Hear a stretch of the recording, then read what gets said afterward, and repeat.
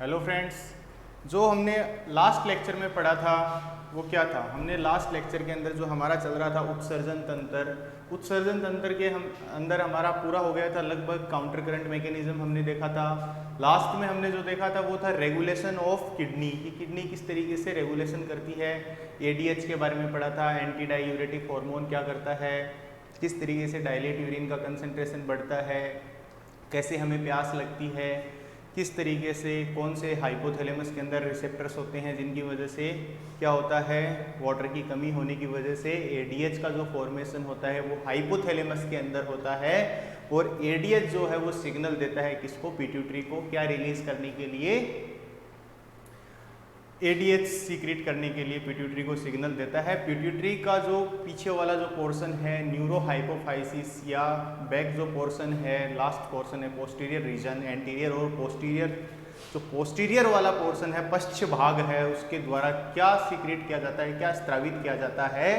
ADH secret किया जाता है। जैसे ही एडीएच का सीक्रेशन होगा, यूरिन की कंसंट्रेशन जो हमारा मूत्र है उसकी जो सांद्रता है उसकी सांद्रता को बढ़ा देता है। तो जैसे जैसे ब्लड प्रेशर कम होता है, फिर हमने देखा था रेनिन, एंजियोटेंसिनोजन, एल्डोस्टेरोन सिस्टम देखा था। उसके अंदर हमने लास्ट लेक्चर में देखा था कि जो रेनिन होता है वो जक्स्ट्राग्लोमेरुलर सेल्स के पास में होता है, और जो जक्स्ट्राग्लोमेरुलर सेल्स हैं वो किसका सीक्रेशन करवाती हैं, उनके अंदर रेनिन होता है। रेनिन एक एंजाइम है, एक एंजाइम है जो क्या करता है, रेनिन एंजियोटेंसिनोजन को एंजियोटेंसिनोजन 1 के अंदर कन्वर्ट करने में हेल्प करता है। और एंजियोटेंसिनोजन कौन सीक्रेट करता है, एंजियोटेंसिनोजन जो सीक्रेट करता है वो है बच्चों लीवर। एक पॉलीपेप्टाइड चेन है 347 अमीनो एसिड से मिलकर बनी हुई। जैसे ही एंजियोटेंसिनोजन 1 एंजियोटेंसिनोजन 2 के अंदर कन्वर्ट होता है, और एंजियोटेंसिनोजन 2 जो है वो किसको बोलेगा, मेडुला रीजन के अंदर, किडनी का जो कोर्टिकल रीजन होता है, किडनी ग्लैंड की जो एड्रेनल ग्लैंड होती है, एड्रेनल का जो कोर्टेक्स पार्ट होता है उसके अंदर वो एल्डोस्टेरोन हार्मोन को स्त्रावित करवाता है। अब वो एल्डोस्टेरोन हार्मोन क्या करता है बच्चों, एल्डोस्टेरोन हार्मोन किसका लेवल बढ़ा देता है, एल्डोस्टेरोन हार्मोन जो डीसीटी और कलेक्टिंग डक्ट है उसके अंदर NaCl और वाटर का एब्जॉर्प्शन को बढ़ा देता है। तो जो बीपी है वो क्या हो जाती है, इंक्रीज हो जाती है। जो हमारा ब्लड प्रेशर है उसको वो इंक्रीज करता है।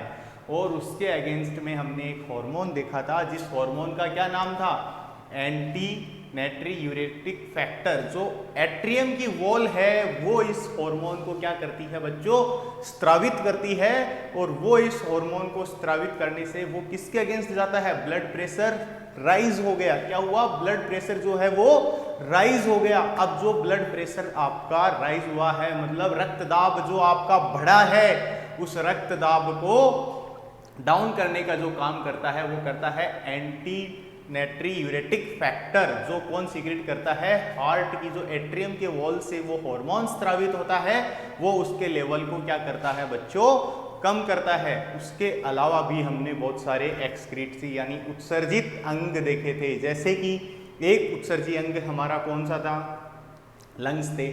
लंग्स जो हैं वो भी क्या करते हैं, कुछ अमाउंट ऑफ वेस्ट एक्सक्रीशन करते हैं लंग्स भी।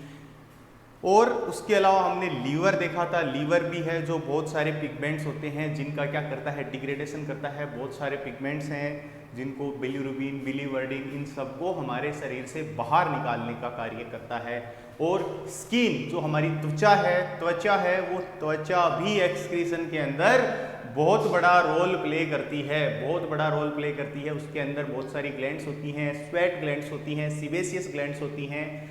जो स्वेट ग्लैंड्स होती हैं वो पसीने के थ्रू बहुत सारे सॉल्ट्स को एक्सक्रीट करना और बहुत सारे वेस्ट को, बॉडी का टेम्परेचर वगैरह रेगुलेट करना, ये बहुत सारे काम होते हैं। सीबेसियस ग्लैंड्स है जो वैक्स ऑयल सीक्रेटिंग ग्लैंड्स होती हैं, वो भी जो एक्सक्रीटरी वेस्ट है उनको, उत्सर्जित पदार्थ हैं, अपशिष्ट पदार्थ हैं, उनको बाहर निकालने में कार्य करती है। यहाँ पे बच्चों आते आते जो हमारा उत्सर्जन तंत्र है वो लगभग कंप्लीशन पे आता है। लेकिन एक बात मैं आपको बता दूं, उसके अलावा क्या होते हैं, कुछ हम आज डिसऑर्डर्स देखेंगे किससे रिलेटेड, एक्सक्रीशन से रिलेटेड कुछ डिसऑर्डर्स की बात करेंगे। जैसे कि बहुत सारे डिसऑर्डर्स हैं, ओलिगोयूरिया, यानी यूरिया का कम बनना। मतलब क्या है ये डिसऑर्डर्स क्या हैं? पहले हम डिसऑर्डर्स के बारे में बात करते हैं कि क्या होते हैं डिसऑर्डर्स। भाई आज मैं बिल्कुल एक प्रॉपर फंक्शनिंग कर रहा है, कोई प्रॉपर वर्क कर रहा है तो वो बिल्कुल सही है। अगर उसकी प्रॉपर फंक्शनिंग किसी भी नेफ्रॉन में कोई भी मिस्टेक होने से, अगर प्रॉपर यूरिनेशन हो रहा है, यूरिन का फॉर्मेशन प्रॉपर हो रहा है, जितना यूरिन बनना चाहिए, जितना ब्लड फिल्टर होना चाहिए, 180 litre of the blood in 24 hours के अंदर जितना भी जो ब्लड आपका फिल्टर हो रहा है उतना हो रहा है, तो कोई दिक्कत नहीं है। लेकिन इसके अंदर कई बार क्या होता है, हमें यूरिया का एक्सक्रीशन करना है। यूरिया का भी एक कंपोजिशन होता है जिसमें क्रिएटिनिन होगा, बहुत सारे सॉल्ट्स वगैरह सब होंगे। लेकिन उसके अलावा कई बार क्या हो जाता है, यूरिया का ज़्यादा बनना, यूरिया का कम बनना, और यूरिया में जो हमारा यूरिन है उसमें ब्लड आना, पेन होना, स्टोन्स आ जाने। किडनी में पेन होता है, स्टोन के लिए लोग इतने डॉक्टर्स के पास परेशान होते हैं। और क्या होता है बच्चों, ग्लूकोज का आ जाना। तो ये सारे क्या हैं, these all are the disorders. ये सारे के सारे डिसऑर्डर हैं किडनी की, वृक्क के क्या है, सारे के सारे ये डिसऑर्डर्स हैं। तो आज हम कुछ उन डिसऑर्डर्स के बारे में बात करने वाले हैं जो वृक्क में डिसऑर्डर्स हैं। जो बच्चों यहाँ पे सबसे पहला आपको डिसऑर्डर दिखाई दे रहा है ओलिगो यूरिया। ओलिगो यूरिया का मतलब क्या है? ओलिगो मीन्स होता है बहुत ही कम। ओलिगो का मतलब क्या होता है? कम। ओलिगो यूरिया यानी यूरिया का कम उत्पादन। अगर यूरिया का कम उत्पादन हो रहा है तो हम उसको क्या बोलेंगे बच्चा? उसको हम बोलेंगे ओलिगो यूरिया। बहुत सिंपल टर्मिनोलॉजी है, इनके नाम में ही सब कुछ छिपा है। तो आप देख सकते हैं anuria, anuria, oliguria, urea का कम उत्पादन हो रहा था। यहाँ पे एन यूरिया आ गया, मतलब मूत्र का उत्पादन नहीं होता, यहाँ पे यूरिन का फॉर्मेशन नहीं होता, यूरिन का उत्पादन नहीं होता। तो उसको अपन एन यूरिया, एन मतलब एब्सेंट, एन का मतलब क्या होता है, ए आ जाए वहाँ एब्सेंट, ठीक है। अब नेक्स्ट है पोली यूरिया। पोली कब यूज करते हैं? बहुत सारे के लिए, बहुत ही ज्यादा हो तो पोली यूरिया यानी मूत्र का अधिक उत्पादन। मूत्र का अधिक उत्पादन कब होगा? ये पोली यूरिया कब आता है? पोली यूरिया बच्चों अपने को सिंपल सी बात पता है, अगर एडीएच सीक्रेट नहीं होगा तो ज्यादा से ज्यादा डाइल्यूट यूरिन ही क्या होगा। अब भाई एडीएच सीक्रेट नहीं हुआ, एंटी डायूरेटिक हार्मोन जो पिट्यूटरी का न्यूरोहाइपोफाइसिस पोर्शन सीक्रेट करता है, अगर उसका स्त्रावण नहीं हुआ तो क्या होगा? अगर उसका स्त्रावण बच्चों नहीं हुआ तो क्या होगा? अरे भाई वाटर का एब्जॉर्प्शन नहीं होगा। क्या नहीं होगा? वाटर का एब्जॉर्प्शन नहीं होगा। और वाटर का जो एब्जॉर्प्शन यानी पुनरावशोषण नहीं होगा तो क्या होगा? पुनरावशोषण नहीं होगा तो जल की मात्रा बढ़ जाएगी, यूरिन का तनुकरण हो जाएगा, मूत्र का तनुकरण हो जाएगा, और वो ज्यादा से ज्यादा अमाउंट के अंदर बच्चों बाहर निकलेगा। तो मूत्र का अधिक उत्पादन एडीएच के कम स्त्रावण से होता है। एडीएच का कम स्त्रावण से मूत्र में जल की मात्रा बढ़ जाती है। क्यों बढ़ जाती है? क्योंकि हमने देखा था जो हमारी संग्रहित नलिकाएं होती हैं, संग्रहित नलिकाओं के ऊपर पोरिन, एक्वा पोरिन्स के नंबर बढ़ जाते हैं। और एक्वा पोरिन्स का नंबर कौन बढ़ाता है? एंटी डाईयूरेटिक हार्मोन और वैसोप्रेसिन। अगर ये बच्चों नहीं होगा तो यहाँ पे वाटर का एब्जॉर्प्शन नहीं होगा। किसके अंदर? कलेक्टिंग डक्ट के अंदर वाटर का एब्जॉर्प्शन नहीं होगा। और वाटर का एब्जॉर्प्शन नहीं होगा तो डाइल्यूट यूरिन की मात्रा बच्चों बढ़ जाएगी। इस रोगी को बार बार प्यास लगती है और इस रोगी को हम एक डिजीज बोलते हैं, जिस डिजीज का नाम क्या है? Diabetes insipidus. इसको हम क्या बोलते हैं? Diabetes insipidus. Diabetes is of 2 types. Diabetes कितने तरह की होती है? 2 टाइप्स की होती है डायबिटीज। एक होती है बच्चों डायबिटीज इंसिपिडस और एक होती है डायबिटीज मेलाइटस। डायबिटीज मेलाइटस होती है। अब ये जो इसमें होता क्या है, diabetes insipidus and diabetes mellitus के अंदर होगा क्या? अभी हम थोड़ा सा देख लेते हैं इसके बारे में। इसके अंदर क्या होगा? जो आपका डायबिटीज इंसिपिडस है एंड डायबिटीज मेलाइटस है, तो इसके अंदर होता क्या है? डायबिटीज जो आपका 2 तरह की होती है डायबिटीज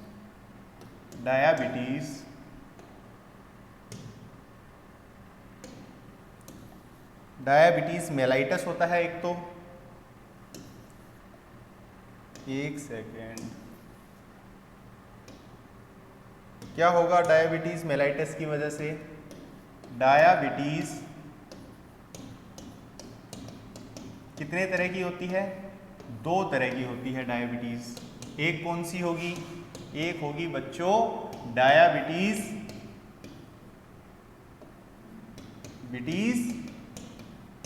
मेलाइटस,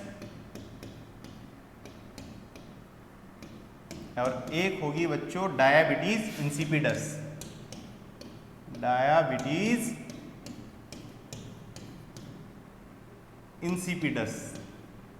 इंसिपिडस, दो तरह की हमारी क्या होती है? डायबिटीज होती है, diabetes mellitus and diabetes insipidus. सबसे पहले अपन डायबिटीज इंसिपिडस की बात करते हैं। जो डायबिटीज इंसिपिडस होती है बच्चों, इसके अंदर क्या होगा? एडीएच का सीक्रेशन क्या हो जाएगा? Anti diuretic hormone, anti diuretic hormone का जो सीक्रेशन है, एंटी डाईयूरेटिक हार्मोन का जो सीक्रेशन है वो क्या हो जाएगा?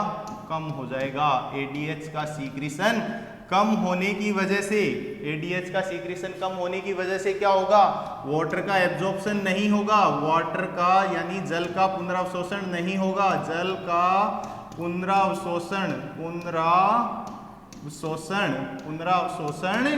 नहीं होगा। और जल का पुनरावशोषण नहीं होने की वजह से क्या होगा? तनुकरण हो जाएगा। किसमें? मूत्र में तनुकरण हो जाएगा, तनुकरण हो जाएगा। और ज्यादा से ज्यादा मूत्र में क्या हो जाएगा? तनुकरण मूत्र होगा। और ये ज्यादा से ज्यादा यूरिन को क्या करेगा? मूत्र का निष्कासन, यानी ज्यादा से ज्यादा यूरिया मूत्र लगेगा। जैसे ही आपने पानी पिया और पानी का पुनरावशोषण ही नहीं हो रहा, तो ज्यादा से ज्यादा वाटर बाहर निकलेगा और ज्यादा से ज्यादा प्यास लगेगी। तो डायबिटीज के पेशेंट को क्या होता है? ज्यादा से ज्यादा यूरिन लगती है, उसको ज्यादा से ज्यादा यूरिन निकलती है। अब बच्चों दूसरी जो डायबिटीज है इसको अपन बोलते हैं डायबिटीज मेलिटस। जो डायबिटीज मेलिटस है ये क्या है? इसको मधुमेह डिजीज भी बोलते हैं, मधुमेह रोग भी बोलते हैं।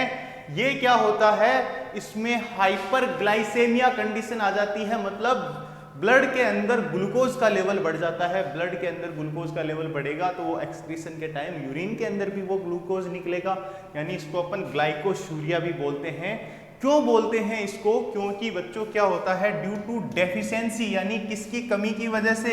इंसुलिन की कमी की वजह से, इंसुलिन की कमी की वजह से क्या होगा? इंसुलिन नहीं बनेगा यहाँ पे। इंसुलिन की कमी की वजह से क्या होगा? ब्लड जो है, जो ब्लड के अंदर, जो रक्त के अंदर जो ग्लूकोज है, रक्त के अंदर जो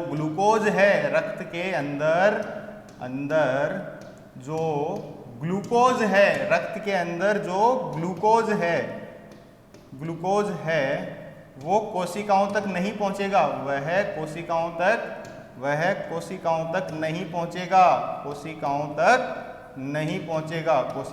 नहीं पहुंचेगा बच्चों, कोशिकाओं तक नहीं पहुंचेगा। आपने पढ़ा होगा पाचन तंत्र के अंदर नहीं पहुंचेगा। कौन सीक्रेट करता है? पैनक्रियाज कौन सीक्रेट करती है? इंसुलिन का सीक्रेशन कौन करता है बच्चों? पैनक्रियाज इंसुलिन का सीक्रेशन करती है। और ये क्या करता है? Insulin hates glucose. ये जो ब्लड के अंदर, जो हमारे रक्त के अंदर ग्लूकोज की मात्रा होती है, जैसे ही हम खाना खाते हैं, पाचन तंत्र में आपने बहुत ही ध्यानपूर्वक पढ़ा होगा, जो हमारी छोटी आंत होती है उसके अंदर पुनरावशोषण होता है ग्लूकोज का, और वह ग्लूकोज ब्लड में घुलनशील होकर पूरी बॉडी में पहुंचता है। तो बच्चों होगा क्या? वहां कौन सीक्रेट करता है? एक हार्मोन सीक्रेट होता है पैनक्रियाज के द्वारा। पैनक्रियाज की एंडोक्राइन पार्ट से एक हार्मोन सीक्रेट होता है, जिस हार्मोन का नाम है बच्चों इंसुलिन। और वो इंसुलिन क्या काम करता है? जो रक्त के अंदर ग्लूकोज की मात्रा है उसको कम करता है। कहाँ कम करेगा? उस ग्लूकोज को बॉडी की कोशिकाओं तक, हमारे शरीर की कोशिकाओं तक पहुंचाता है। अगर वहां पे इंसुलिन नहीं होगा तो वो नहीं पहुंचेगा। और ब्लड के अंदर ब्लड ग्लूकोज लेवल क्या होगा, ब्लड ग्लूकोज लेवल बढ़ जाएगा, ब्लड ग्लूकोज लेवल बढ़ जाएगा।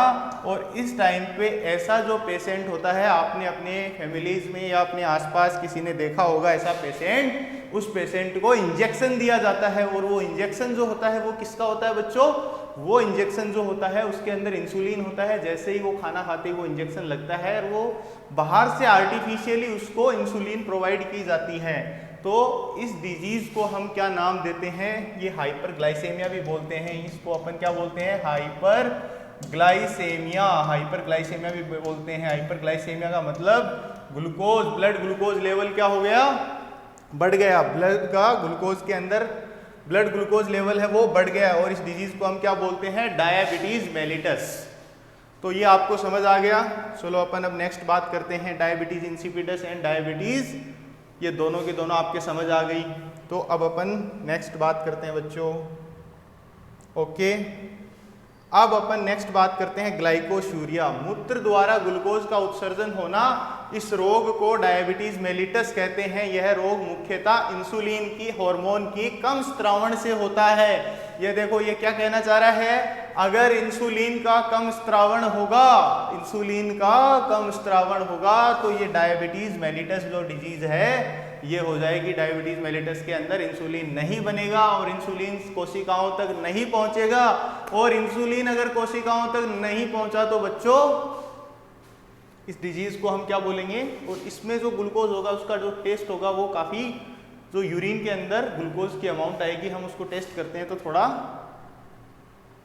उसका अमाउंट हमें महसूस होगा। नेफ्राइटिस, नेफ्राइटिस क्या होती है, कोशिका गुच्छ में सूजन आना नेफ्राइटिस कहलाता है। यानी जो आपका ग्लोमेरुलस है, ग्लोमेरुलस के अंदर अगर स्वेलिंग आ जाती है, सूजन आ जाता है तो उसे हम क्या बोलते हैं बच्चों, उसको हम बोलते हैं, ये किस वजह से आता है उसको हम नेफ्राइटिस बोलते हैं। उसको हम क्या बोलते हैं, नेफ्राइटिस बोलते हैं। और ये किस वजह से होता है, ये जीवाणुओं के संक्रमण के कारण होता है। ये किस वजह से होता है, जीवाणुओं में संक्रमण के कारण होता है ऐसा।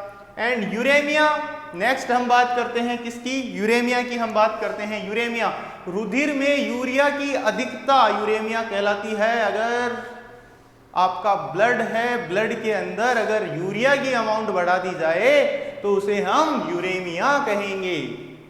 ओके, एंड नेक्स्ट है कैलकुली एंड कास्ट। ये क्या होता है, कैलकुली एंड कास्ट क्या होता है बच्चों, हम पानी पीते हैं बहुत सारे, हम सॉल्ट्स वगैरह बॉडी में बहुत सारी चीज़ें लेते हैं, तो कई बार क्या होता है कैल्शियम कार्बोलेट, कैल्शियम कार्बो ऑक्जिलेट की जो जमा हो जाने की वजह से, कैल्शियम ऑक्जिलेट आपने सुना होगा अपने लोकेलिटी के अंदर कि यार इसकी तो पथरी हो गई, इसकी स्टोन हो गया, इसको स्टोन बोलते हैं कि इसकी पथरी हो गई।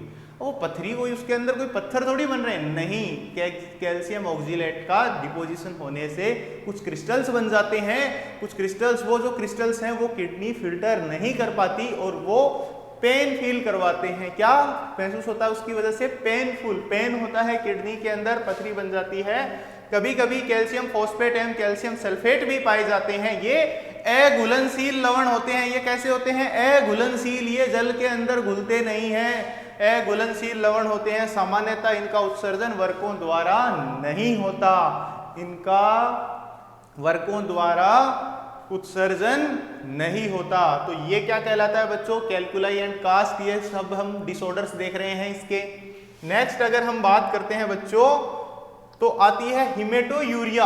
हिमेटोयूरिया का क्या मतलब है, हिम का मतलब किससे जाता है, हीमोग्लोबिन से। और हीमोग्लोबिन कहाँ प्रेजेंट होगा, हीमोग्लोबिन प्रेजेंट होता है हमारी लाल रक्त कणिकाओं के अंदर, आरबीसीज के अंदर। तो यहाँ क्या होगा रे बच्चों, यहाँ पे जो क्या होगा, यहाँ पे क्या होगा, हिमेटोयूरिया, मूत्र द्वारा रक्त का उत्सर्जन होना, मूत्र द्वारा रक्त का उत्सर्जन होना, यह अनेक रोगों का लक्षण है, बहुत सारे रोगों का लक्षण है, जैसे काला पानी ज्वर, जवाणुविक संक्रमण आदि।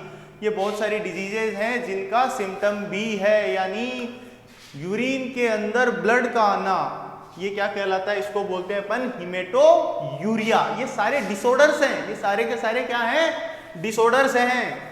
अब अपन बात करते हैं डाईयूरेसिस। डाईयूरेसिस क्या होता है, डाईयूरेसिस वृक्क में मूत्र वृक्क में मूत्र के अधिक निर्माण की प्रक्रिया डाईयूरेसिस कहलाती है। अगर वृक्क किडनी के अंदर यूरिन का फॉर्मेशन ज्यादा हो रहा है तो वो क्या कहलाती है? डाईयूरेसिस कहलाती है। और बच्चों dysuria, what is the meaning of dysuria? अगर पेनफुल यूरिन पास हो रहा है, यूरिन करते समय at the time of urine form, जब भी आप यूरिन करने जाते हो उसमें क्या महसूस हो? जलन महसूस हो, तो उसे हम क्या कहते हैं? उसको हम क्या बोलेंगे? Dysuria, dysuria. And last and final यूरिनोइड। यूरिनोइड किसको बोलते हैं? मूत्र की अभिलाक्षणिक गंध, यानी यूरिनोइड एक सब्सटेंस है, एक पदार्थ है जिसकी वजह से, यूरिनोइड पदार्थ की वजह से मूत्र के अंदर जो गंध आती है वो किसकी वजह से आती है? यूरिनोइड की वजह से आती है। सिस्टाइटिस, सिस्टाइटिस क्या है? मूत्राशय में संक्रमण होना सिस्टाइटिस कहलाता है। यानी जो आपका मूत्राशय है, जो आपका यूरिनरी ब्लैडर है, उसके अंदर इन्फेक्शन होना या स्वेलिंग आना, संक्रमण होना, इन्फेक्शन होना क्या कहलाता है?